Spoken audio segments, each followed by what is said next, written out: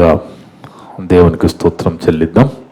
కూడి వచ్చిన సంఘస్థులకు, ఆన్లైన్ ద్వారా యూట్యూబ్ ద్వారా వింటున్న దేవుని బిడ్డలందరూ కూడా యేసుక్రీస్తు నామమున వందనాలు. దేవుని బిడ్డలారా, దేవుని మహాకృపను బట్టి మనమంతా ఈ విధంగా సంఘంగా కూడుకొని మరొక గొప్ప సంగతిని పరిశుద్ధ గ్రంథం నుంచి నేర్చుకుని ఆలోచించే దాన్ని దయచేస్తున్న తండ్రికి యేసుక్రీస్తు ద్వారా కృతజ్ఞతాస్తుతులు చెల్లిద్దాం. ఆమేన్. దేవుడు ఈరోజు సంఘాన్ని ఆన్లైన్ ద్వారా యూట్యూబ్ ద్వారా వింటున్న ప్రతి ఒక్క బిడ్డని ప్రేమించి మనందరి కోసం ఏర్పాటు చేసిన అంశం, దీపస్తంభము తీసివేస్తాడా? దీపస్తంభము తీసివేస్తాడా? చూడండి దేవుని బిడ్డలారా, దేవునికి అన్నీ తెలుసు. కానీ చాలామంది నేను చెప్తేనే తెలుసు అనుకుని దేవునికి చెప్తూ ఉంటారు. ఆ చెప్పడమే ప్రార్థన. కానీ వాస్తవానికి మనము చెప్పవలసినది దేవునికి మన భక్తిహీనత, మన లోపాలు చెప్పాలి. దేవుడు ఆ వారమంతా ప్రతి దినము మన జీవితంలో చేసిన ఎన్నో మేలులు, వాటి గురించి దేవుడికి చెప్పాలి. ఎందుకంటే ఒక మాట బైబిల్లో రాయబడిన మాట, ప్రకటన గ్రంథం 2వ అధ్యాయము 2-3 వచనాలు చదువుకుంటే దేవుని వాళ్ళారా, ప్రకటన గ్రంథము 2వ అధ్యాయము 2-3 వచనాలు. నీ క్రియలను నీ కష్టమును నీ సహనమును నేను ఎరుగుదును. దేవునికి ఏం తెలుసట? నీ క్రియలు తెలుసట, నీ కష్టము తెలుసట, నీ కష్టములు నీ సహనం తెలుసట. కానీ మళ్ళీ మనం దేవుని దగ్గరికి వచ్చి అవి దేవునికి తెలియవన్నట్టుగా మనము దేవునికి అవే చెప్తూ ఉంటాం. కానీ మనము చెప్పవలసినది మన జీవితంలో దేవుడు చేసిన ఎన్నో మేలులు ఖచ్చితంగా ప్రతి దినము దేవుడు మన జీవితాల్లో చేస్తున్నాడు. అలాంటి మేలులు దేవునికి చెప్పాలి. సమస్యలు కూడా చెప్పాలి. ఆ సమస్య నుంచి దేవుడు గట్టెక్కిస్తాడు. కానీ మేలులు కూడా చెప్పాలి. అందుకే అంటున్నాడు, నీ క్రియలు నాకు తెలుసు, నీ కష్టము తెలుసు, నీ సహనము తెలుసు. ఇవన్నీ ఆయనకు తెలుసట. అందుకే దేవుడు పరలోకం నుంచి మన ప్రార్థన వినడానికి చెవి యొగ్గినప్పుడు ఏమనుకుంటాడంటే, నేను చేసిన మేలులేమన్నా, లేదా నీ కోసం పలానా దగ్గరికి వెళ్ళి చెప్పాను ప్రభువా, నేను ప్రకటించాను తండ్రి, నీ మాట నన్ను గద్దించింది, తప్పు దిద్దుకున్నాను, ఇక ఆ తప్పు చేయను తండ్రి అని చెప్తారేమో అని దేవుడు పరలోకం నుంచి చెవియొగ్గు వింటే అలాంటి పరిస్థితులు ఏమి కూడా కనపడవు దేవుని బిడ్డలారా. అందుకే నీ క్రియలను, నీ కష్టమును, నీ సహనమును నేను ఎరుగుదును అంటున్నాడు. అంటే దేవునికి తెలుసా? దేవునికి తెలుసు దేవుని వాళ్ళారా, దేవునికి తెలుసు. అందుకే మనము మన జీవితంలో చేసిన ఎన్నో మేలులు, మన లోపాలు, ఇవన్నీ కూడా మనం దేవునికి చెప్పాలి, చెప్పడానికి ఆశపడుతూ ఉంటాడు. ఎందుకంటే చాలా సంఘాల్లో ఎంతోమంది ప్రభుత్వం దగ్గర నుంచి రాయితీలు కూడా పొందుకుంటూ ఉంటారు. కొంతమందికి పెన్షన్లు వస్తూ ఉంటాయి, గృహాలు వస్తూ ఉంటాయి, ఎన్నో రీతిలుగా బెనిఫిట్లు ప్రభుత్వ రాయితీ ద్వారా పొందుకుంటున్నప్పుడు వాటిని బట్టి కూడా దేవునికి మనము కృతజ్ఞతలు తెలియచేయాలి. కృతజ్ఞతలు తెలియచేయాలి దేవుని వాళ్ళారా.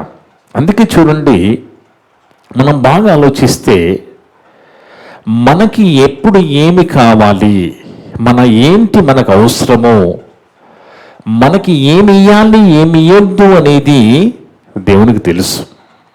అందుకే నీకు ఎప్పుడు ఏమి కావాలో ఏమి ఇవ్వాలో నాకు తెలుసు, వాటన్నిటికంటే ప్రాముఖ్యమైనది నీకు ఇవ్వడానికి, చూపడానికి వచ్చానంటున్నది యేసుక్రీస్తు ప్రభువారు. యేసు ప్రభువారు భూమి మీదకి ఎందుకు వచ్చారండి? ఈ లోకాశల నుంచి మనల్ని త్రిప్పి మనకు రక్షణ ప్రసాదించి పరలోకం వైపు మనల్ని త్రిప్పడానికి, నడిపించడానికి యేసుక్రీస్తు ప్రభు వారు భూమి మీదకి వచ్చారు. కానీ దేవుని వలన యేసుక్రీస్తు ప్రభు వారు ఏం చెప్తున్నారు అనేది ఎవరికి వద్దు. ఆయన ఏం కోరుకుంటున్నాడు అనేది కూడా ఎవరికి వద్దు. ఎందుకంటే మనుషులు ఎలాగైపోయారంటే దేవుని వలన మటను అరణ్యంలో దొరుకుతుందంటే కూడా వెళ్ళిపోతాడు. స్వస్థతశాలలో ఊరు చివర ఉన్నాయన్నా వెళ్ళిపోతాడు. కానీ అదే అరణ్యంలో ప్రార్థన ఉందంటే వెళ్తాడా? వెళ్ళడు. అంటే మనిషి ఎలాగ అనుకుంటున్నాడంటే దేవుడేమో తన కాళ్ళ దగ్గరికి రావాలనుకుంటున్నాడు. మనిషి లోకం కోసమైతే ఎంత దూరమైనా వెళ్ళడానికి ప్రయత్నం చేస్తున్నాడు. అందుకే దేవుని వలన యేసుక్రీస్తు ప్రభువారు భూమి మీదకి వచ్చింది మనల్ని రక్షించి లోకాశల నుంచి మనల్ని తప్పించి పరలోకం వైపు తిప్పడానికి యేసు ప్రభువారు వచ్చి ఎన్నో మాటలు చెబుతుంటే అవి వినకుండా, ఆయన ఏమి చెప్తున్నాడో వినకుండా, ఒక ఆయన ఏం మాట్లాడుతున్నాడు చూడండి బైబిల్లో. ఆయన ఏం చెప్తున్నాడో వినకుండా, ఏం అడుగుతున్నాడు, ఏం మాట్లాడుతున్నాడు ఒకసారి చూద్దాం. లూకాసు వార్త 12వ అధ్యాయం 13-14 వచనం. లూకాసు వార్త 12వ అధ్యాయము 13-14 వచనాలు చదువుకుంటే దేవుని వలన లూకాసు వార్త 12వ అధ్యాయము 13-14 వచనాలు. ఆ జన సమూహములో ఒకడు బోధకుడా పిత్రార్జితంలో నాకు పాలు పంచిపెట్టవాలి. అక్కడ ఏదో గొడవ ఉందట, ఆస్తి తగాదాలు ఉన్నాయి అన్నదమ్ముల మధ్య. యేసు ప్రభు ఏమి చెప్తున్నాడు అనేది వదిలేసి యేసు ప్రభువుని ఏమడుగుతున్నాడో, బోధకుడా పిత్రార్జితములో నాకు పాలు పంచి పెట్టవలనని నా సహోదరునితో చెప్పమంటున్నాడు. ఇదే అండి యేసు ప్రభు భూమి మీదకి వచ్చింది ఎందుకు? మనకు తెలియంది ఆయనకు తెలిసిన పరలోకం మనకు చూపించి అటువైపు నడిపించడానికి కదా ప్రభు వచ్చింది. కానీ ఏమడుగుతున్నాడు, ఆయన ఏమింటున్నాడు, ప్రభు మాటలు ఏమిన్నాడో చూడండి. అవన్నీ ఆమె యేసు ఏం చెప్పాడో పట్టించుకోకుండా వినకుండా ఏమడుగుతున్నాడు, పిత్రార్జితంలో నాకు పాలు పంచి పెట్టవలనని నా సహోదరునితో చెప్పమని యేసుని అడిగితే యేసు ప్రభువానికి ఒళ్ళు మండిపోయింది, కోపం వచ్చేసింది అంటున్నాడు చూడండి. ఆయన ఓయి నీ మీద తీర్పడిగానైనను పంచిపెట్టువనిగానైనను నన్ను ఎవడు నియమించినని అతనితో చెప్పెను. చూడండి దేవుని వలన యేసు ప్రభువు వారు వచ్చింది భూమి మీదకి మనం రక్షించి మనల్ని పరలోకం నడిపించడానికి కదా. ఈరోజు చాలా మంది మరి శ్రమలు వచ్చాయి, సమస్యలు వచ్చాయని సంఘానికి రాకుండా మానుకుంటున్నారు కదా. అవునండి, ఇలాంటి కారణాలు చెప్పి సంఘానికి మానుకుంటున్నారు. మరి యేసు ప్రభువు వారు మరి రొట్టె ద్రాక్షరసము తీసుకోమన్నాడు, గుర్తు చేసుకోమన్నాడు కదా. మరి ఆయన ఏమంటాడో ఏం అడుగుతాడన్న భయం లేదా? ఆలోచించండి. ప్రభు చెప్పాడు కదా, రొట్టె ద్రాక్షరసాన్ని తీసుకుంటూ నా యొక్క త్యాగాన్ని గుర్తు చేసుకోమని చెప్పినప్పుడు అవన్నీ పట్టించుకునే పరిస్థితులు లేరు కదా విశ్వాసులు దేవుని వలన. ఆలోచించండి. అందుకే ఇక్కడ యేసు ప్రభు వచ్చిన మాటలు, ఆయన చేసిన బోధలు ఎవరు వినే పరిస్థితిలో కనబడటం లేదు, వినే పరిస్థితిలో లేరు. అంటే నువ్వు ఎన్ని చెప్పినా మేము మాకు నచ్చిన విధంగానే చేస్తామన్నట్టుగా ఈరోజు సంఘాల్లో చాలా మంది కనబడతా ఉన్నారు. కానీ ప్రభువాను భూమి మీదకి వచ్చింది ఎందుకు? పాపులను రక్షించుటకు క్రీస్తు యేసు లోకములోనికి వచ్చినని మాట నమ్మదగినది, పూర్ణ అంగీకార యోగ్యమై ఉన్నది అంటాడు కదా బైబిల్లో. యేసు ప్రభువారు వచ్చింది నీ పాపములను క్షమించి నేను పరిశుద్ధులుగా చేర్చి పరలోకము నడిపించుటకు ప్రభువారు వస్తే ఆ ప్రభు యొక్క త్యాగాన్ని మరి రొట్టె ద్రాక్షరసం తీసుకొని జ్ఞాపకం చేసుకోమంటే ఈరోజు కొన్ని వారాలుగా, నెలలుగా, చాలా కాలంగా తీసుకోకుండా కూడా గడిపిస్తున్నారు కదా కొన్ని కుటుంబాలు. కొన్ని సంఘాల్లో నెలకోసారి తీసుకుంటారు, కొన్ని సంఘాల్లో మరి 6 నెలలకోసారి, సంవత్సరంకోసారి తీసుకుంటారు. కానీ అంటే ప్రభువాను గుర్తు చేసుకోమన్నది ప్రతి ఆదివారం రొట్టె విరవాలి కదా, ప్రతి ఆదివారం రొట్టె ద్రాక్షరసం తీసుకోవాలి కదా. ఇది ప్రభువాను ఆజ్ఞ కదా దేవుని వలన. అందుకే చూడండి, మనము చదువుకుంటే ఆలోచిస్తే మరలా ప్రకటన గ్రంథం 2వ అధ్యాయము యేసు ప్రభువారు ఏమి చెబుతున్నారు, సంఘస్థులు విశ్వాసులు ఏం చేస్తున్నారు, ఏం వింటున్నారు, ఏం ఆలోచిస్తున్నారు. అందుకే ప్రభువారు అంటున్నారు, ప్రకటన గ్రంథము 2వ అధ్యాయము 4-5 వచనాలు చదువుకుంటే, అయినను మొదట నీకుండిన ప్రేమను నీవు వదిలితివి. మొదట నీకున్న ప్రేమ చాలా గొప్పగా ఉన్నది. నువ్వు నన్ను తెలుసుకున్నప్పుడు, నాలోకి వచ్చినప్పుడు, నువ్వు బాప్తిసం తీసుకున్నప్పుడు, నువ్వు రక్షణ పొందినప్పుడు నీలో ప్రేమ చాలా గొప్పగా నేను చూశాను. కానీ ఇప్పుడు చూస్తే అది నువ్వు వదిలేసావంటున్నాడు. వదిలితివి, మొదట నీకున్న ప్రేమను నీవు వదిలితివి. వదిలితివని నేను నీ మీద తప్పు ఒకటి మోపవలసి ఉన్నది. చూడండి, ప్రభువారు మాట్లాడుతున్నారు. మొదట నీకున్న ప్రేమ నేను గమనించినప్పుడు అది కనబడటం లేదని ఒక తప్పు నీ మీద మోపవలసి ఉన్నది అంటూ, నీవు ఏ స్థితిలో నుండి పడితివో అది జ్ఞాపకము చేసుకో. ఏ స్థితిలో నుంచి నన్ను నమ్ముకున్నావో, నా దగ్గరికి వచ్చావో, రక్షణ పొందుకున్నావో, నా మార్గములకు వచ్చావో జ్ఞాపకము చేసుకుని మారు మనసు పొంది ఆ మొదటి క్రియలు చేయుము. మొదటి క్రియలు ఎంత బాగుంటాయండి. మనం ప్రభువులోకి వచ్చినప్పుడు, బాప్తిసం తీసుకున్నప్పుడు ఎలాగుంటాయంటే ఇక ఇరగనీస్తుంటాం. ఎలాగంటే ప్రభు నీ కోసం ప్రాణం పెడతాను అన్నట్టుగా చాలా ఊగిపోతూ ఉంటాం. ఆ మొదటి క్రియలు చాలా గొప్పగా ఉంటాయి. ఆ మొదటి క్రియలు చాలా బాగుంటాయి. కానీ ఆ మొదటి క్రియలు ఏవిరా అంటున్నాడు ఈరోజు మనల్ని అడుగుతున్నాడు. ఆ మొదటి క్రియలు ఏవి? ఆ మొదటి క్రియలు నీలో కనబడడం లేదు. నువ్వు మొదటగా ఉన్న నీ క్రియలు చాలా గొప్పగా ఉన్నాయి. నీ భక్తి ఏది, నీ విశ్వాసం ఏది, నీ ఎదుగుదల ఏది అని అడుగుతున్నాడు ఈరోజు సంఘాన్ని, మనందరినీ దేవుడు. అందుకే ఆ మొదటి క్రియలు నువ్వు చెయ్యాలి. మళ్ళా ఆ మొదటి క్రియలు నువ్వు మాను మనసు పొంది ఆ మొదటి క్రియలు చేయమంటున్నాడు. చెయ్యండి, మన్నా చెయ్యండి. అట్లు చేసి నువ్వు మారు మనసు పొందితేనే సరే. మరలా మొదటి క్రియలు ప్రారంభించు, మరలా ప్రార్థన జీవితం ప్రారంభించు, మరలా భక్తి జీవితం ప్రారంభించు, మరలా నాలోకి వచ్చేయి అంటున్నాడు. దేవుని వల్ల బాగా ఆలోచించాలి. ఆ మొదటి క్రియలు నీవు మాను మనసు పొంది ఆ మొదటి క్రియలను చేయము. అట్లు చేసి నీవు మారు మనసు పొందితేనే సరి. ఒకవేళ అలా నువ్వు చేయకపోతే, నేను ఇంతగా చెప్పినా, ఆ మొదటి క్రియను మళ్ళా ప్రారంభించు అని నేను చెప్పినా, నువ్వు మారు మనసు పొందు అని నేను చెప్పినా, నేను ఇంతగా చెప్పినా, ఇది ఎలాగుందండి? హెచ్చరిక కదా. ఇది హెచ్చరిక కాదా అండి? ఇది హెచ్చరిక. చిన్న చిన్న గద్దింపులకు, హెచ్చరికలకే సంఘాలను వదిలేస్తుంటే మరి రేపన్నాడు యేసుక్రీస్తు ప్రభువు 2వ రాకడలో అడగడండి, ఇవన్నీ అడగడామనండి. ప్రభువు 2వ రాకడలో రాయ్య స్నానం చేసి మంచిగా ఆ సెంటు కొట్టుకొని వచ్చి నేను పరలోకం పంపించేస్తానంటాడా? అనడు కదా. గుంపులు 2 గుంపులుగా వేరు చేయబడతాయట. ఎవరైతే వాక్యానికి లోబడి మరి ప్రభువును తెలుసుకొని కూడా ప్రభు మాటకు లోబడి బతకనప్పుడు రెట్టబట్టుకొని లాక్కపోయే దూతలు కనబడతారు. లాక్కపోతాను, చేతి పట్టుకొని కాళ్ళు పట్టుకొని లాక్కపోతాను. దేవుని వినారు. ఆయన పాస్టర్ గాను యేసు ప్రభువాను అదే చెప్తున్నాడు. నువ్వు మొదటి క్రియలు మనలో ప్రారంభించు, నువ్వు మారు మనసు పొంది ఆ మొదటి క్రియలు చేయి. అట్లు చేసి నువ్వు మారు మనసు పొందితేనే సరే. లేకపోతే నేను ఇంతగా చెప్పినా లేని ఎడల నేను నీ యొద్దకు వచ్చి నీ దీపస్తంభమును దాని చోట నుండి తీసివేతును. దీపస్తంభం తీసివేస్తాడా?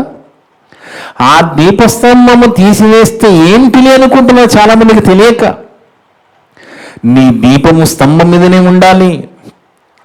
నీ దీపము స్తంభం మీదనే ఉండాలి. దీపము స్తంభం మీద ఉంటేనే వెలుగు కనబడుతుంది.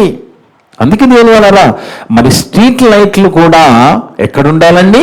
స్తంభం మీదనే ఉండాలి. కింద ఉంటే అది వెలుగు కనపడదండి. ఆ స్తంభం మీద మాత్రమే ఆ లైట్లు, ఆ ఎల్ఈడి లైట్లు ఉంటే ఆ వీధంతా వెలిగిస్తాయి. కింద పెడితే, అదే భూమి మీద పెట్టామనుకో, ఏదో వాహనము గుద్దేస్తుంది, ఏదో వాహనం తొక్కేస్తుంది, ఆ వెలుగు ఎవరికి పనికిరాదు. అందుకే అంటున్నాడు, నీ దీపస్తంభమును, అంటే నీ దీపస్తంభమును దాని చోట నుండి తీసివేతును, అంటే దీపస్తంభము లేసిపోద్ది అంటున్నాడు. మన భాషలో నీ దీపస్తంభము లేసిపోద్ది, తీసేస్తాను. అందుకే దేవుని వాళ్ళరా బాగా ఆలోచించారు, ఏంటి ఆ దీపము? దీపం అంటే ఏంటి? దీపస్తంభం అంటే ఏంటి? దీపము అనగా మన రక్షణ, మన గొప్ప భాగ్యము, మన భక్తి, మన విశ్వాసము, మన క్రియలు, దేవుని యందు భయము, దేవుని యందు భక్తి, ప్రేమ, ఇవన్నీ కూడా దీపంగా వెలుగుతూ దీపస్తంభం మీద ఉండాలి. అర్థమవుతుందండి? దీపంగా వెలుగుతూ ఇవన్నీ దీపస్తంభం మీద ఉండాలి. అది మన క్యారెక్టర్. అది మన క్యారెక్టర్. అంటే దేవుడు రెండు ఇచ్చాడు. ఏమిచ్చాడు? దీపము ఇచ్చాడు, దీపస్తంభం ఇచ్చాడు. దీపంగా తీసేసే దేవుడు దీపస్తంభాన్ని తీసేస్తే దీపం ఎక్కడ పెట్టుకుంటావు? మరి ఆ దీపం ఎక్కడ వెలుగుతుంది? దీపం వెలుగమలసింది స్తంభం మీద కదా. అందుకే రెండిటిని మనం కాపాడుకోవాలి. దేవుని వాళ్ళ రెండిటిని మనం కాపాడుకోవాలి. దీపాన్ని కాపాడుకోవాలి, దీపస్తంభాన్ని కాపాడుకోవాలి. అందుకే ఆ దీపం అనేది దీపస్తంభం మీద ఉంటేనే వెలిగిస్తుంది, దాని మీద ఉంటేనే వెలుగు కనబడుతుంది. అలా మన జీవితము ఈ లోకములో ఎంతో మందికి వెలుగుగా కనబడాలి. అర్థమవుతుంది దేవుని వాడ. అలాంటి ప్రభువారి మాటలు, అలాంటి ప్రభువారి హెచ్చరిక మాటలు, గద్దింపు మాటలు మనం పెడచెవిన పెడితే, పట్టించుకోకపోతే దీపస్తంభాన్ని లేపేస్తానంటున్నాడు. తీసేస్తాను. స్తంభమే తీసేస్తే దీపం ఎక్కడ పెట్టుకుంటాం? స్తంభమే తీసేస్తే దీపం ఎక్కడా? అది మనము చాలా జాగ్రత్తగా ఆలోచించాలి. ఈరోజు చాలా మంది సంఘాలకు వెళుతున్న వాళ్ళు కూడా స్తంభం లేకుండా వెళ్ళిపోతూ ఉన్నారు. ఎందుకంటే వాళ్ళ మనోనేత్రంలో వాళ్ళ తప్పు కప్పివేసింది కాబట్టి అలాగే స్తంభం లేకుండా వెళ్ళిపోతూ ఉన్నారు. స్తంభం లేకపోతే నీ దీపము ప్రయోజనకరముగా ఉండదు. ఎందుకంటే స్తంభం మీద దీపము వెలిగితేనే నలుగురికి వెలుగుగా కనబడుతుంది. అందుకే ప్రభువును మాట్లాడుతూ అంటున్న మాట, లూకాసు వార్త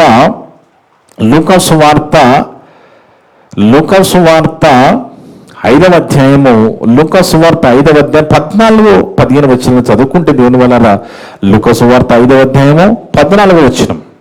అప్పుడు ఆయన నీవు ఎవరితోనూ చెప్పక వెళ్ళి వారికి సాక్షార్థమై నీ దేహమును యాజకుని కనబర్చుకొని, క్షమించండి, మత్తయి వార్త 5వ అధ్యాయం 14వ వచనం.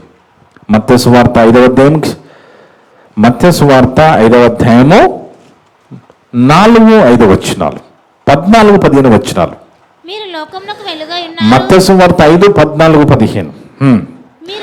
మీరు లోకమునకు వెలుగై ఉన్నారు. ఎవరు? మనమే, విశ్వాసులుగా మనమే లోకానికి వెలుగై ఉన్నామంటున్నాడు. మీరు లోకమునకు వెలుగై ఉన్నారు. కొండ మీద నుండి పట్టణము మరుగై ఉండలేదు. ఆనాడు యెరూషలేము పట్టణము కొండ మీద ఉండేదండి.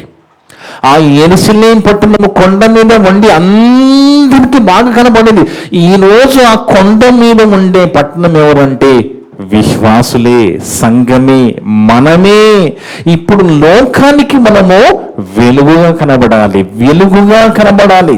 చాలా మంది సాక్ష్యాలు కోల్పోయి బతుకుతూ ఉంటారు లోకంలో. సంఘాలలో చాలా మంది బయట సాక్ష్యం బాగుండదు వాళ్ళ సాక్ష్యం బాగుండదు, సంఘాలకు వస్తూ ఉంటారు, వెళ్ళిపోతూ ఉంటారు. కానీ ప్రభు చెప్తున్నాడు ఏమని అంటే, మీరు లోకమునకు వెలుగై ఉన్నారు. సంఘమా, సంఘస్థులారా, విశ్వాసులారా, మీరు లోకమునకు వెలుగై ఉన్నారు. కొండ మీద నుండి పట్టణము మరుగై ఉండలేదు. దీపము మనుషులు దీపమును వెలిగించి కొంచెం కింద పెట్టను గాని అది ఇంట నుండి వారందరికి వెలిగించుటకై దీపస్తంభం మీద పెట్టుదురు. ఎందుకు దీపస్తంభం పెడతారో? అందరికి వెలుగు రావాలి కనుక. అంటే ఆ వెలుగు ఏమను? మీరే అంటున్నాడు, మనమే లోకానికి వెలుగు. ఈరోజు చూడండి, బైబిల్ ఎంత గొప్ప బుక్ అంటే, ఒక బైబిల్ మనకిచ్చిన ఈ జ్ఞాన గ్రంథము మనిషిని మార్చేస్తుందండి. మనిషిని మార్చేస్తుంది. ఈ మాయదారి ప్రపంచానికి ఇలాంటి దేవుని మాటలు గిట్టం. అందుకే చాలా మంది పాపం వాళ్ళకి అర్థం కాక మూర్ఖత్వముతో బైబిల్ తగలబెట్టేస్తున్నారు. రేపన్నాడు ఈ రోజున బైబిల్ తగలబెడుతున్నావు, కానీ ఆ బైబిల్లో ఉన్న మాటలని నిన్ను మార్చేయగలవు. కానీ నువ్వు ఆ బైబిల్ తగలబెడుతున్నావు కదా, రేపన్నాడులో చనిపోయిన తర్వాత బైబిల్లో ఉన్న దేవుణ్ణి, నిజమైన దేవుణ్ణి తెలుసుకుంటే నువ్వు ఏం చేస్తావు? అప్పుడు నువ్వేం చేస్తావు? ఇప్పుడు నమ్మడం లేదు కదా, నువ్వు చనిపోయిన తర్వాత ఈయనే, ఒకవేళ నీ ఆలోచన పొరపాటున ఈయనే నిజమైన దేవుడని తెలిస్తే ఏం చేయగలవు నువ్వు? అప్పుడు క్షమించమని అడిగే అవకాశం ఉంటుందా? అందుకే భారతదేశంలో మంచి మంచి మనుషులు, ప్రేమ కలిగిన మనుషుల మధ్య చిచ్చును పెడుతూ విభజించి సమాజాన్ని చెడగొట్టే వాళ్ళు కొంతమంది ఉన్నారు. కలిసిమెలిసి బతకనియండి నాయన, కలిసిమెలిసి బతకనియండి. ఎందుకంటే మనము ప్రేమ కలిగి కలిసిమెలిసి బతికే దేశంగా కొన్ని సంవత్సరాలుగా మనం ఉన్నాం. కొంతమంది స్వార్థంతో ఇలాంటివన్నీ గొడవలు పెడుతూ, చిచ్చు పెడుతూ తప్పుదారు పట్టిస్తున్నారు. కానీ కన్నుమూయగానే ఈయన బైబిల్ దేవుడు నిజమైన దేవుడు అంటే అప్పుడు ఏం చేస్తావు? ఎవరికి చెప్పగలవు? అప్పుడు నువ్వు మన్న ఇక్కడికి వచ్చి చెప్పడానికి అవకాశం ఉండదు కదా. అందుకే దేవుని వలన బైబిల్ అనేది చాలా గొప్ప పుస్తకము, చాలా గొప్ప గ్రంథం. ఇది ఒక మనిషిని మార్చే గొప్ప గ్రంథము, పరిశుద్ధ గ్రంథం. అలాంటి గ్రంథం కలిగిన మనము క్రైస్తవులుగా లోకానికి వెలుగుగా ఉండాలంటున్నాడు. మనము లోకాన్ని వెలిగించేవారం. మన జీవితాన్ని బట్టి ఎంతో మంది వెలిగించబడాలి. అర్థమవుతుందండి? అందుకే మనము దీపస్తంభం మీద ఉండాలి. దీపస్తంభాన్ని తీసేస్తే దీపం ఎక్కడ పెడతాం?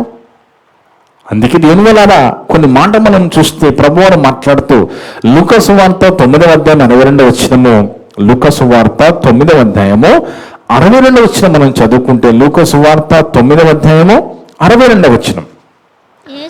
యేసు నాగటి మీద చెయ్యి వేయువాడు, వెనక తట్టు చూచువాడు ఎవ్వడు కూడా దేవుని రాజ్యమునకు పాత్రుడు కాడు. నాగటి మీద చేతి వేసావా, ముందుకే వెళ్ళిపోవాలి.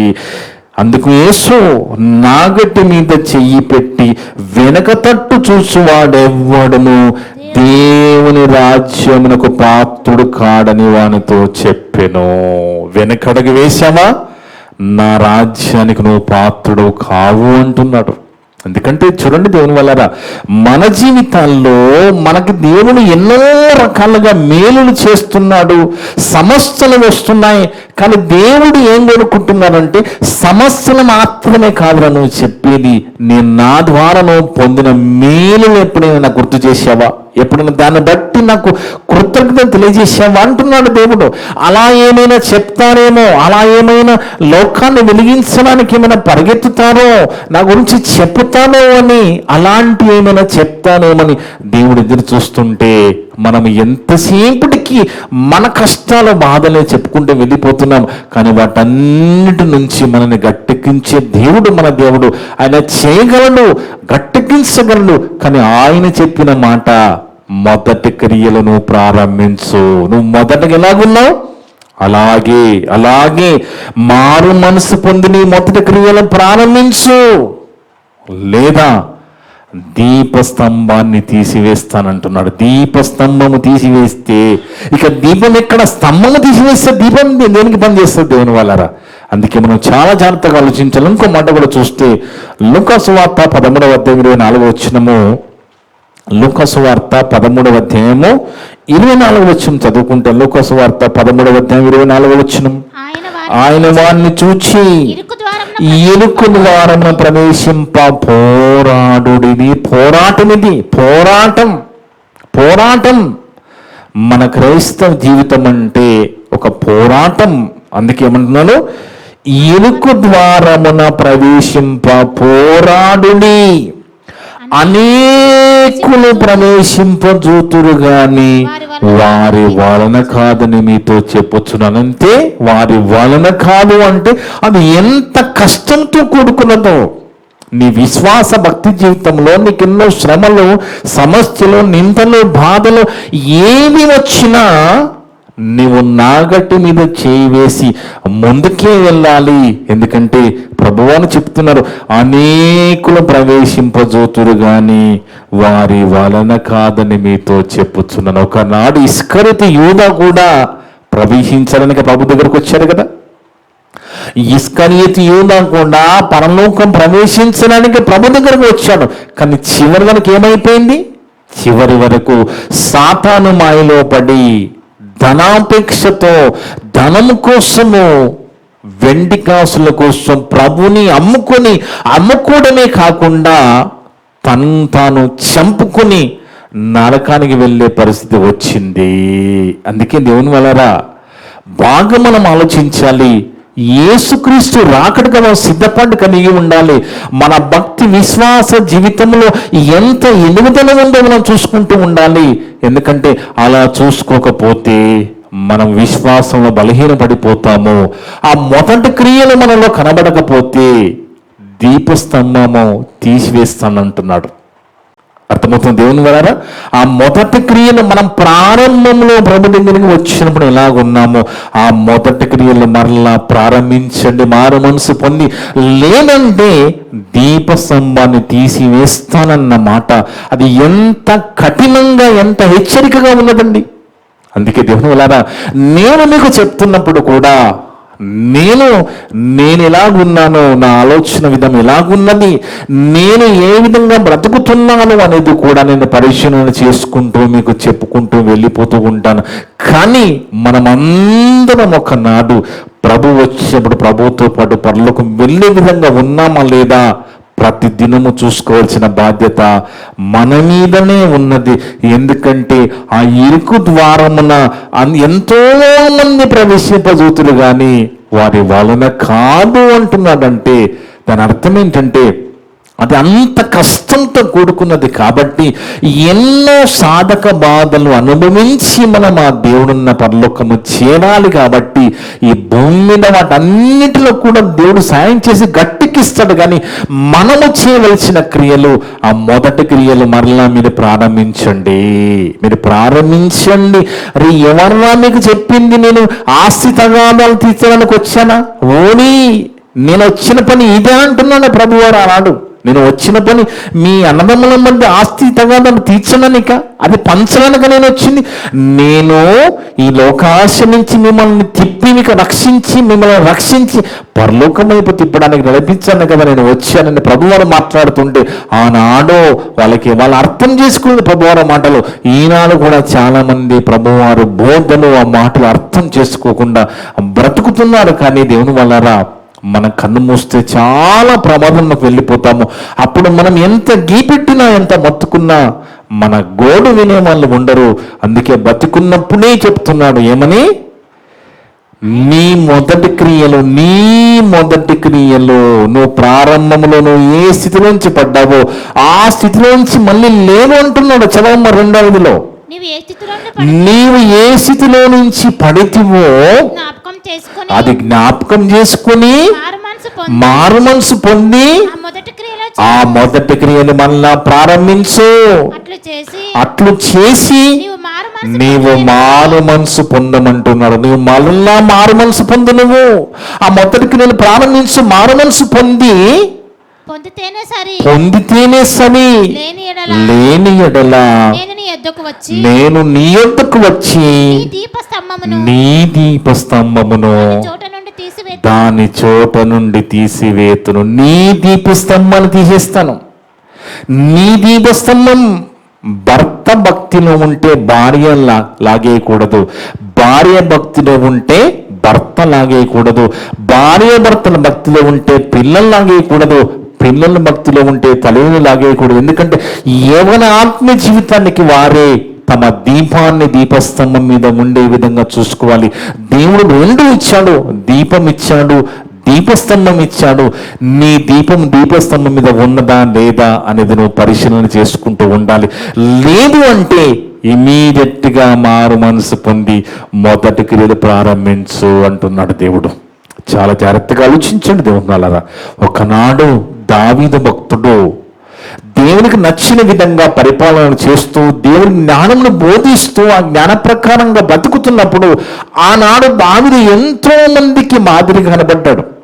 ఆయన రాజుగా ఉన్నప్పటికీ ఎంతో మందికి మాదిరిగా కనబడి దేవుని ప్రకటించుకుంటూ ఉన్నాడు. కానీ ఒకనాడు బలహీనత ఒక తప్పు చేశాడు. ఆ తప్పు చేసిన తర్వాత ఆ తప్పు నుంచి దేవుడు గద్దించినప్పుడు ఆ తప్పు తెలుసుకొని పశ్చాత్తాపడిన తర్వాత మరి ఎన్నడూ కూడా తప్పు చేయనట్టుగా బైబిల్లో చదువుకుంటాం. అంటే ఏం చేశాడు? తప్పు గద్దించినప్పుడు దేవుడు దానిని బట్టి పశ్చాత్తాపడి ఆ మొదటి క్రియలు ప్రారంభించాడు. మళ్ళా మొదటి క్రియని ప్రారంభించి దేవునికి నచ్చిన విధంగా భూమి మీద బతికాడు. ఆ యొక్క కంపారిజన్ ఎంత గొప్పగా రాస్తున్నాడు చూడండి. 1 రాజుల గ్రంథం 15వ అధ్యాయము 5వ వచనం చదువుకుంటే దేవుని వల్ల 1 రాజుల గ్రంథం 15వ అధ్యాయము 5వ వచనం. దావీదు నిమిత్తము అతని తర్వాత అతని కుమారుని నిలుపుటకు. చూడండి, ముందు దావీదు దీపస్తంభంగా ఉన్నాడు. దీపస్తంభంగా దావీదు ఉన్నాడు. దీపస్తంభంగా ఆ స్తంభం మీద వెలిగాడు. ఆ స్తంభం అనేది దేవుడు. ఆ స్తంభం మీద దీపంగా వెలిగాడు. తన తదనంతరం అంటే దావీదు కాలం చేసిన తర్వాత, ఈ లోకాన్ని విడిచిన తర్వాత ఆ స్తంభం మీద సొలొమోను రాజు వెలిగాడట. చూడండి ఎలాగున్నదో చూడండి. కంపారిజన్ చదవమ్మా. దావీదు నిమిత్తము అతని తర్వాత అతని కుమారుని నిలుపుటకు కుమారుడు సొలొమోను నిలుపుటకు యెరూషలేమును స్థిరపరచుటకును అతని దేవుడైన యెహోవా యెరూషలేమునందు దావీదును ఒక దీపముగా అతను ఉండనిచ్చాను. చూడండి, దీపంగా ఉండి కంపెనీ ఎంత బాగుంది. యెరూషలేమునందు ఒక దీపంగా దావీదు ఉండనిచ్చాడు. దీపస్తంభం, ఆ స్తంభం అనే దేవుని మీద దావీదు దీపంగా వెలిగాడు. దావీదు తర్వాత సొలొమోను తర్వాత రెహబాము, ఇలా వీళ్ళంతా కూడా దీపస్తంభం మీద వెలుక్కుంటూ వచ్చారు. అంటే లోకానికి వెలుగుగా బతికారు. వాళ్ళని బట్టి దేవునికి మహిమ వచ్చింది. ఎంతో మంది దేవుని వైపు తిరిగే విధంగా వాళ్ళ జీవితాలు ఉన్నాయి. అంత గొప్పగా బ్రతికిన జీవితాలు మన బైబిల్లో వాళ్ళ గురించి మనం చదువుకుంటాం దేవుని వల్లారా. అయితే దీపము అనేది మనకు అర్థమైపోయింది. దీపం అంటే మన విశ్వాసము, మన క్రియలు, మన భక్తి మార్గము, ఆ గొప్ప యోగ్యత, ఆ కనికరము, మరి ప్రేమ, దేవునంటే భయము, ఇవన్నీ దీపంగా స్తంభం మీద వెలిగినప్పుడే మన భక్తి విశ్వాస జీవితాలు దేవుడు అనుమతిస్తాడు. లేదు అంటే దీపస్తంభాన్ని తీసివేస్తానంటున్నాడు. దీపస్తంభాన్ని తీసివేయడం అంటే ఏందనుకుంటున్నారు? దీపస్తంభం అనగా దేవుని యొక్క కృప. దేవుని యొక్క కృప. ఆ కృప తీసేస్తే మన పరిస్థితి ఏంటి? దేవుని కృప మన దగ్గర నుంచి తీసేస్తే మన పరిస్థితి భయంకరంగా మారిపోతుంది. ఒకనాడు ఇశ్రాయేలీయులకి చాలా కాలం అయిపోయింది, వాళ్ళకు మాంసం తినాలనిపించింది. ఐగుప్తులు అంటే వాళ్ళు బాగా మాంసం తినేవాళ్ళట. ఫరో రాజు దగ్గర మంచి మాంసం పెట్టాడు. మాకు మాంసం లేదు, ఏమి లేదు, గొనుగుతూ ఉన్నారు ఆ అరణ్య ప్రయాణంలో. అలా వాళ్ళు గొనుగుతూ మాంసం అంటున్నప్పుడు ఆ మోషేకి చెప్తే, మోషే గారి ద్వారా దేవుని దగ్గరికి ఆ సమాచారం వెళితే దేవుడు ఏం చేశాడంటే పైనుంచి ఆకాశం నుంచి వాళ్ళకు పూరేళ్లను కురిపించాడు. ఆ పూరేళ్లను కురిపించడం వాళ్ళు ఏం చేయాలండి? ఇప్పటి వరకు మాంసం లేదు కదా, మనకు మాంసాపేక్ష ఎక్కువైపోయింది. దేవుడు ఇచ్చాడు, గొప్ప దేవుడు, కృతజ్ఞత చెప్పాలనే ఆ జ్ఞానం ఉండాలి కదా. అలాంటివి ఏం చేయకుండా వాళ్ళు ఏం చేస్తున్నారో చూడండి, వాళ్ళని ఏం చేశాడో దేవుడు చూడండి ఒకసారి. చివరిగా సంఖ్యాకాండము 11వ అధ్యాయము 32 నుంచి 34 వరకు. సంఖ్యాకాండము 11వ అధ్యాయము 32 నుండి 34 వరకు దేవుని వాళ్ళారా. సంఖ్యాకాండము 11వ అధ్యాయము 32 నుంచి 34 వరకు మనం చదువుకుంటే, కావున జనులు ఆ దినమంతయు ఆ రాత్రి అంతయు అదే పని మీద ఉన్నారట. మరుసటి దినమంతయు లేచి ఆ పూరేళ్లను కూర్చుకొనుచు అదే పని మీద ఉన్నారట. పూరేళ్లను కూర్చుకొనుచుండిరి. తక్కువ కూర్చుకున్నవాడు నూరు తుమ్ములు కూర్చుకున్నారట. తర్వాత వారు తమ కొరకు పాలెం చుట్టూ వారిని పరిచిరి. పాలెం చుట్టూ పరిచేశారట. తమ కొరకు కూర్చుకుని మళ్ళా పరిచేశారట పాలెం చుట్టూ. ఆ మాంసం ఇంకా వాళ్ళ పండ్ల సందులో ఉండగానే చూడండి, ఇంకా పండ్ల సందులోనే ఉన్నది. అలా సందులో పెట్టుకొని పడుకున్నారో మరి కూర్చున్నారో, ఆ మాంసం వాళ్ళ పండ్ల సందుల్లో ఉండగానే దేవుడు ఏమి ఎక్స్పెక్ట్ చేశాడు, ఏమి ఎదురు చూశాడు? ఇప్పటి వరకు మాంసం లేక బాధపడ్డారు కదా, మాంసం కోరుకున్నాడు కదా, పూనేలను కురిపించాను కదా, అవి తిన్నాను కదా, ఏమైనా కొత్తగా చూపిస్తారని అనుకున్నాడు. అలాంటిది ఏమి లేకుండారట. పాలెం చుట్టూ పరుచుకొని పండుకున్నప్పుడు లేదా కూర్చున్నప్పుడు మాంసం వల్ల పండ్ల సందుల్లో ఉండగానే అది నమలక మునిపే యెహోవా కోపము జనుల మీద రగులుకొనెను. యెహోవా తెగులు చేత వాళ్ళని బాధించేశాడండి. అందుకే దేవుని వల్ల మనము మన దీపమని భక్తి విశ్వాస క్రియలతో కూడిన ఈ జీవితాన్ని మెరుగుపరుచుకుంటూ ఎప్పుడు కూడా దీపస్తంభం మీద ఉండే విధంగా మనం చూసుకోవాలి. పరిశీలన చేసుకోవాలి. పరిశీలన చేసుకోవాలి. బైబిల్లో వాక్యాలతోటి మనము పరిశీలన చేసుకోవాలి. మన కొన్నిసార్లు ఏం జరుగుతుందంటే, మన మనోనేత్రాల్లో తప్పును కప్పించి మనని మాయ చేసే పరిస్థితి సాతాను తీసుకొస్తుంది. మనం చేసేది కరెక్ట్ అనిపించే విధంగా సాతాను మనల్ని మాయ చేస్తుంది.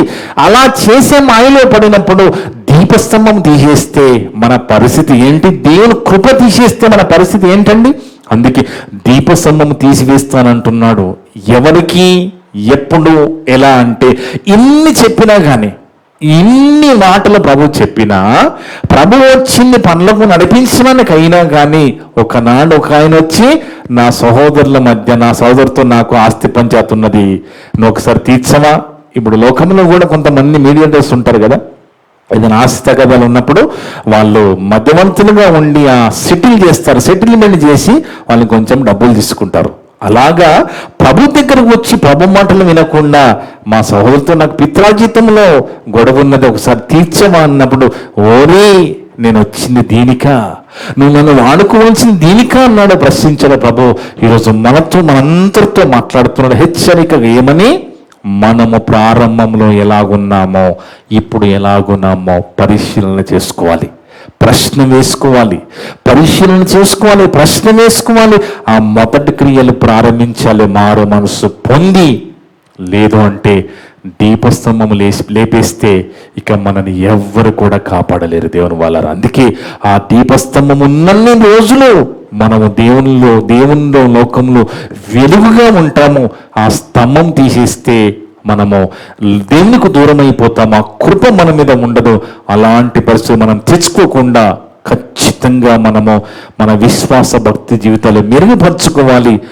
ఇంత చెప్పినా మనము ఆ మొదటి క్రియలు ప్రారంభించకపోతే దేవుడు అనేశాడు హెచ్చరికగా, నీ దీపస్తంభాన్ని తీసివేస్తాను. స్తంభం తీసేస్తే దీపం పరిస్థితి ఏంటి అనేది మన ప్రశ్న వేసుకుని, ఆ దీపస్తంభమైన దేవుడు మనకి స్తంభంగా ఉంటే తప్ప మనం ఈ భూమి మీద వెలగలేము, దేవుని కోసం బతకలేము, దేవున్న పరలోకము చేరలేము. కనుక మనము రెండు కాపాడుకోవాలి. దీపాన్ని కాపాడుకోవాలి, దీపస్తంభాన్ని కాపాడుకోవాలి. రెండు దేవుడిచ్చాడో రెండు కాపాడుకోవాల్సిన బాధ్యత మన మీదనే ఉన్నది. మనకి ఎన్నో విషయాలు నేర్పిస్తూ ఉన్నాడు బైబిల్లో నుంచి, ఎన్నో గొప్ప గొప్ప సంగతులు నేర్పిస్తూ ఉన్నాడు. ఆ సంగతులన్నీ కూడా ఏ వారానికి ఆ వారం వదిలిపెట్టకుండా వాటన్నిటిని మన మనసులో ధ్యానించుకుంటూ దాచుకుంటూ వాటికి లోబడి బ్రతికి మన దీపాన్ని ఆ స్తంభం మీద ఉండే విధంగా చూసుకుంటూ లోకంలో వెలుగు కలిగి జీవిస్తూ యేసు ప్రభు ఎప్పుడు వచ్చినా మనం పరలోకం వెళ్ళే విధంగా లేదు అంటే ప్రభువు రాకడ ఆలస్యమే, మనం చనిపోతే పరవయసు పొందే విధంగా మన బతుకుతూ వెళ్ళిపోవాలి. మన భక్తి విశ్వాస జీవితాలు రోజు రోజుకి ఎదుగుతుండాలి తప్ప తగ్గడానికి వీల్లేదు. ఎందుకంటే రోజు రోజుకి లోక పరిస్థితులు మనం గమనిస్తే, రోజు రోజుకి లోక పరిస్థితులు గమనిస్తే చాలా దారుణంగా మారిపోతూ ఉన్నాయి, చాలా దారుణంగా మారిపోతూ ఉన్నాయి. అలాంటప్పుడు ఇంకా మన భక్తి పెరగాలి, మన విశ్వాసం పెరగాలి, మన క్రియలు పెరగాలి. ఎందుకంటే యేసుక్రీస్తు రాకడ కొరకు లేదా మన పోకడ కొరకు ఎల్లప్పుడూ మనం సిద్ధపాటు కలిగి దేవునిలో ఉంటూ ఆ దీపస్తంభంగా, ఆ స్తంభం తీసివేసే పరిస్థితి తెచ్చుకోకుండా ఆ స్తంభం మీద దీపంగా వెలుగుతూ మనమంతా ఎంత కష్టం వచ్చినా, శ్రమ వచ్చినా, బాధ వచ్చినా, నిందొచ్చినా, ఏమొచ్చినా నేను ఎలాగైనా నా ప్రభుతో పరలోకం వెళ్ళాలని ఒక గొప్ప సంకల్పంతో మనమందరం ముందుకు వెళ్ళాలని కోరుకుంటూ, ఇట్టి మాటలన్నీ కూడా ఒక్క మాట వృధాగా పోకుండా విన్న మీ అందరి ఉదయాలలో చెప్పిన నా హృదయంలో దేవుడు సమృద్ధిగా ఫలింపజేయును గాక. ఆమేన్. ప్రార్థన చేసుకుందాం. మమ్ములను మిక్కిలిగా ప్రేమించిన మా పరలోకపు తండ్రి, మీ యొక్క పరిశుద్ధమైన ఘనమైన నామమును బట్టి స్తుతులు స్తోత్రాలు నాయన. గొప్ప దేవుడు నాయన, గొప్ప మాటలు ఇది నన్ను అందరితో మాట్లాడిన విధానం బట్టి స్తోత్రాలు. అవును తండ్రి, మా ప్రభు వారు చెప్పినట్టుగా దీపస్తంభం తీసివేయబడుతుందని, ఆ దీపస్తంభం తీసివేస్తే దీపము దేనికి పనికిరాదని, స్తంభం మీద దీపం ఉన్నప్పుడే అది వెలుగు ఇస్తుందని, అలాగే ఆ దీపమైన మా రక్షణ విశ్వాసం భక్తి మీ అంటే భయము క్రియలతో కూడిన ప్రేమతో కూడిన వాటన్నిటి స్తంభం మీద వెలుగుగా మీ ఎల్లప్పుడూ ఉంచుకోవాలని, అలా లేకపోతే స్తంభాన్ని తీసివేసేస్తే మా దీపము దేనికి పనికిరాదని మాతో మాట్లాడుతూ వచ్చావు తండ్రి. అందుని బట్టి స్తోత్రాన్ని చెల్లిస్తూ అలా ఉండడానికి శక్తిని దయచేయండి నాయన. మరియా నాయన, ఎవరైతే మొదటి క్రియలు మళ్ళా ప్రారంభించడో మారు మనసు పొందరో అలాంటి వారి దీపస్తంభం తీసివేయబడుతుందని చెప్పిన మా ప్రభువాని మాట ఈరోజు మేము గుర్తు చేసుకుని మాట్లాడుకుని ఉంటుండగా, అలాంటి స్థితిలో మాలో ఈ మాటలు వింటున్న ఏ బిడ్డలు కూడా, ఆన్లైన్లో యూట్యూబ్ ద్వారా వింటున్న ఏ బిడ్డలు కూడా, సంఘముగా ఉంటున్న మేము ఎవరూ కూడా ఉండకుండా ఆ రెండు మేము కలిగి ఉండే కృపను భాగ్యాన్ని మాకు దయచేయండి తండ్రి. దీపము దీపస్తంభం రెండు మాకు కావాలి నైనా, ఆ రెండు కలిగి ఉండే భాగ్యం ప్రసాదించండి తండ్రి. మీ కృప మీ దయ లేకపోతే మా బ్రతుకు వ్యర్థము తండ్రి. అలాంటి పరిస్థితులకు మేము వెళ్ళకుండా ఆ మొదటి క్రియలు ప్రారంభించి మేము మెప్పించే బిడ్డలుగా, మేము సంతోషపడ్డే బిడ్డలుగా, మీకు మహిమ తెచ్చే విధంగా జీవించే గొప్ప కృపను భాగ్యం ప్రసాదించండి తండ్రి. ఇప్పటి వరకు నా ద్వారా మాట్లాడిన ప్రతి మాట విన్న సంఘస్థులందరి ఉదయాలలో, ఆన్లైన్ ద్వారా యూట్యూబ్ ద్వారా విన్న వినబోతులందరి ఉదయాలలో ఫలింపచేయండి. విన్న మాటలు ఎవరు కూడా అపార్థం చేసుకోకుండా అర్థం చేసుకునే మంచి మనసును దయచేయండి దేవా. మేమంతా కూడా కేవలం వాక్యము చదివి విని వదిలిపెట్టి మమ్మల్ని మేము మోసపరచుకోకుండా విన్న మాటల ప్రకారంగా జీవించే ధన్యత దయచేయమని సమస్త ఘనత మహిమ ప్రభావాలు మీకే చెల్లిస్తూ మా ప్రభును మా రక్షకుడును మీ ప్రియ కుమారుడు అయిన యేసుక్రీస్తు వారి పరిశుద్ధ నామమున అడిగి వేడుకొనుచున్నాము తండ్రి. ఆమేన్. ఆమేన్. మీ అందరికీ వందనాలు. May God bless you all.